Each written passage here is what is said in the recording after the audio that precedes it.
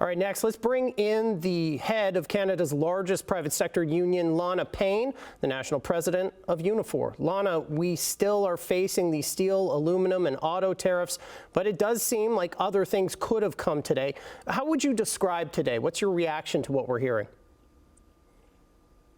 I don't believe anyone should allow President Trump to gaslight us into being and feeling grateful right now.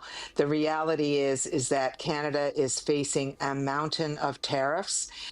We're facing them on auto as of midnight tonight. It's going to be a huge problem for the industry and for the workers that I represent in that industry. We already are experiencing them on steel and aluminum, and we already know that he is going to be coming after other sectors: lumber, the forest sector, pharmaceuticals, semiconductors, copper. I mean, he's trying to pit one sector against another and come after us in that regard. And so no one should be feeling grateful today. We still have a very big problem here. When those auto tariffs come into effect at midnight, what is that going to mean for our industry?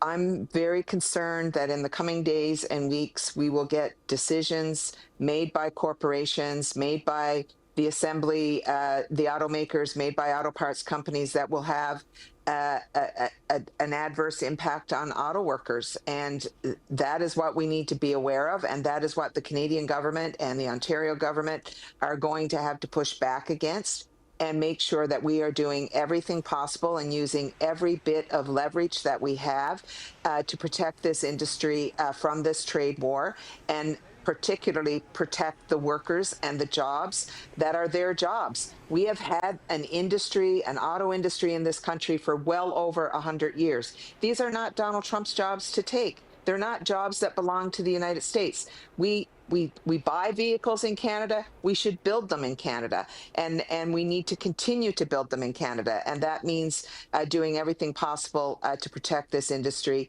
And we've made a ton of recommendations to the government on what they can do here. And this is a perfect opportunity for you to remind us of those recommendations, because right now the federal government circling the wagons and deciding how they will respond to this. What does Unifor want to see? I mean, I think the government has to be clear to companies that think that they're going to appease Trump's unjust, unwarranted, and illegal tariffs by shifting production or lowering their footprint in Canada, that they're going to face a penalty as a result of that. And that penalty will happen organically because, by the way, Canadians will punish any company right now that thinks that they can move out of the country and still sell in Canada. And I believe the federal government particularly needs to say to these corporations, if you do that, there is going to be a price to be paid, and that price will be paid by how you get access or don't get access to the Canadian market. So there's a lot of cards that we can play here. Canada has a lot of leverage. And the flip side of that is we must carry on with building a more resilient Canadian economy and shoring up our industries, because we know Trump isn't finished yet. That's the national president of Unifor, Lana Payne. Lana, thanks so much for being with us tonight. Thank you. Thanks so much.